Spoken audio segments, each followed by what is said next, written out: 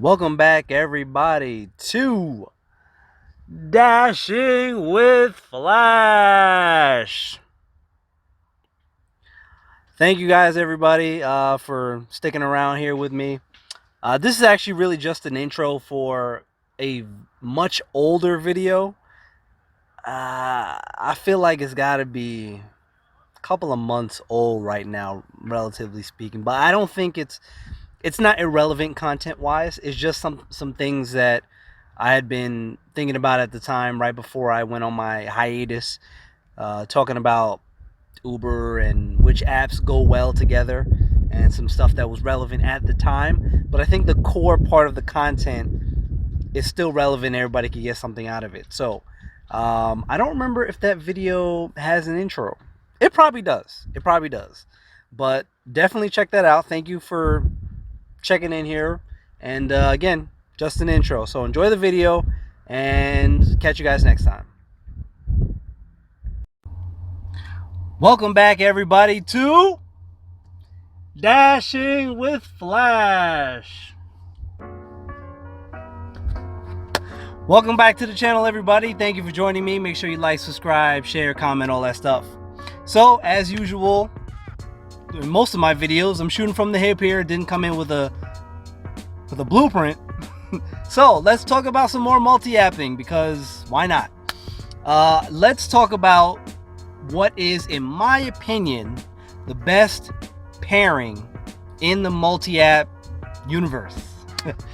And meaning, what two apps go together the best? And I say two because three is a lot.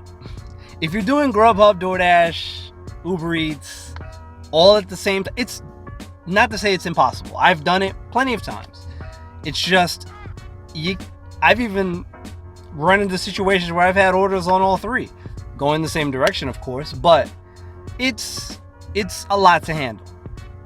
So let's say that pairings work well the best. And I just wanted to take this opportunity to give a quick shout out to UDM. Now, I haven't checked his channel to see if he's put out, because he's been working on the multi-app strategy, the best way to go about doing it. And he has an advanced strategy that he's going to talk about, which is about, now again, that video may have come out already. I may have missed it, but talking about taking orders on multiple apps and how best to handle it. Now, let me say this. Let me preface this as well.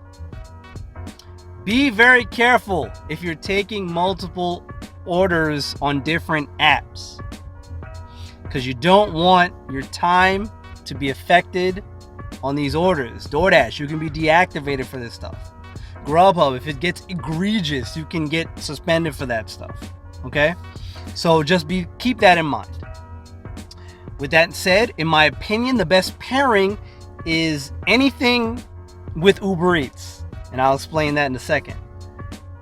Meaning DoorDash and Uber Eats, or GrubHub and Uber Eats. Again, not to say that DoorDash and GrubHub don't go well together, because if you do it right, they can. I've done it, and they, I just put them lower on the totem pole for this reason. DoorDash and GrubHub both have time, I want to use the word restrictions. They're both time conscious, which means there are parameters that have to be met. There's ETAs involved. DoorDash specifically, it shows you. What I like about DoorDash is that they'll tell you up front, order needs to be picked up at this time, dropped off, delivered at this time, and you know what the window is. You know that you have a 10-minute grace period. GrubHub is a little trickier because we don't know what the grace period is. And if somebody does, please, by all means, I do not claim to have all the information. If anybody knows what the grace period on GrubHub orders are for their delivery ETAs, please let me know. Throw it in the comments. I'd love to talk about that, because I don't know. I'm sure I can find out, but I just don't know right now. GrubHub, it's weird because they show you diner ETA, which is the drop-off delivery time, and pick up by this time. And again, they send out emails if you have late orders, but there's so much involved where they don't take into account if you go to a restaurant and you're sitting there X amount of time. It doesn't take all that into account, and sometimes you can get penalized for things that aren't your fault. No surprise there. Happens on DoorDash all the time. But I think DoorDash is a little bit better with, as long as you contact customers, as long as you contact driver support in the moment and let them know, they can mark it on your account, and that way you won't get flagged for a contract violation if you go past the time. So that's where DoorDash is a little bit better. GrubHub, it's a little bit, sometimes getting somebody can be tricky. I digress. So again, Uber Eats and DoorDash, or GrubHub and DoorDash. I mean, GrubHub and Uber Eats, excuse me. And that's because Uber Eats doesn't really have time constraints. They don't have ETAs. They don't have, hey, pick it up by this time, drop it off by this time. They don't really care as much. You're not really gonna get. There's no violations on DoorDash, on Uber Eats, excuse me. You have to really have a long string of just poor service and order drop-offs, like an hour later, something really egregious. But Uber Eats, they don't have that stuff because they don't care as much. They don't care about acceptance rate. They don't care about, rating is important. Customer rating is always going to be important, but acceptance rate doesn't matter at all in general. But take into account that when you're on DoorDash, acceptance rate matters if you're trying to be a top dasher. Don't try to be a top dasher. It's don't do that, please. It doesn't work out good for anybody. On GrubHub, your acceptance rate matters if you're trying to get priority scheduling for blocks. Okay? It also matters when they have like bonuses. You have to qualify for those bonuses. You have to maintain a high acceptance rate. All right?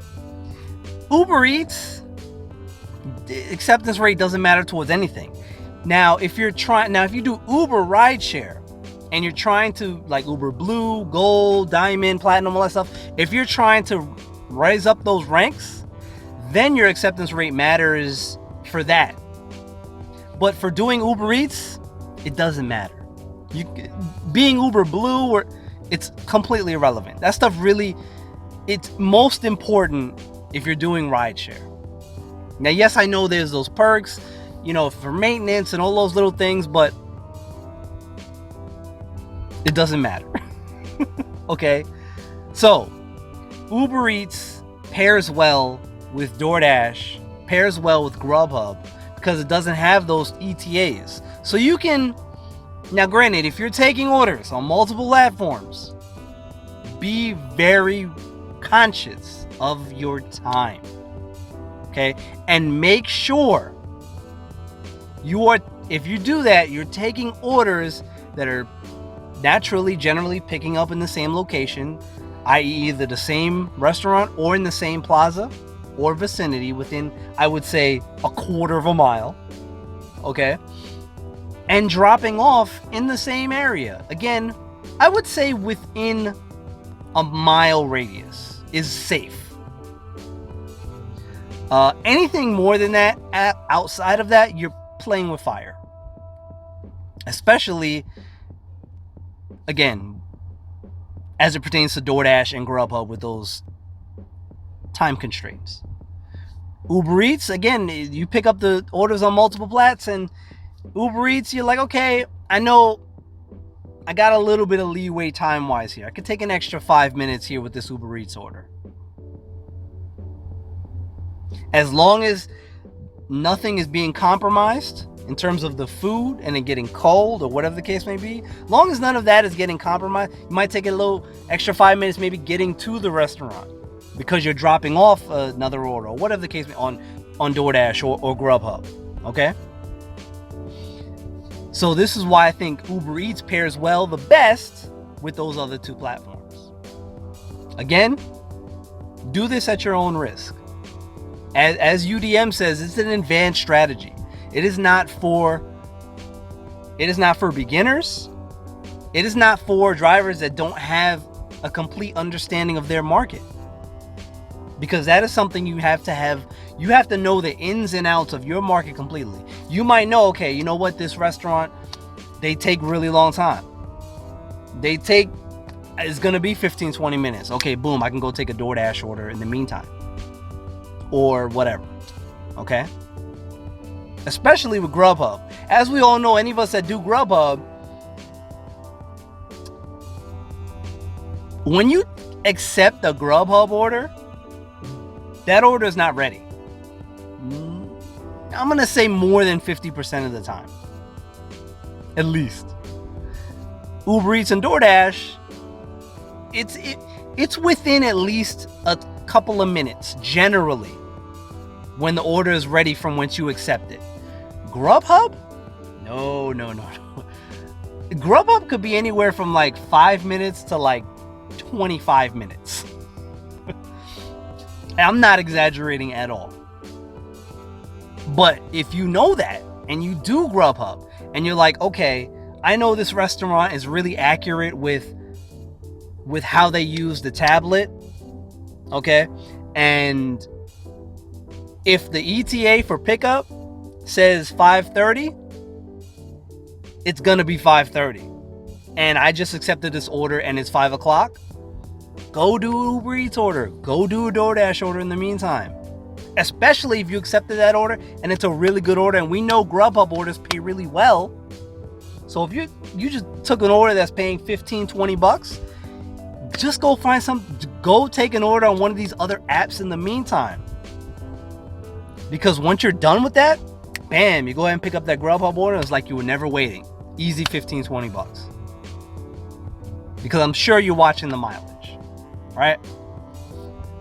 So just get out there, multi-app, do it the right way. Make sure you're smart about it. Use these strategies. Go check out UDM. He goes really in depth with this stuff. Okay? So that's it. That's all I got. All right, I'm done. So thank you guys again. As always, I appreciate you. Make sure you go check out my TikTok channel. I'd appreciate it. It's also Dashing with Flash. And as usual, make sure you subscribe. Make sure you check out the last video. Make sure you check out the video for you. And I'll catch you guys next time. Appreciate y'all. Peace out.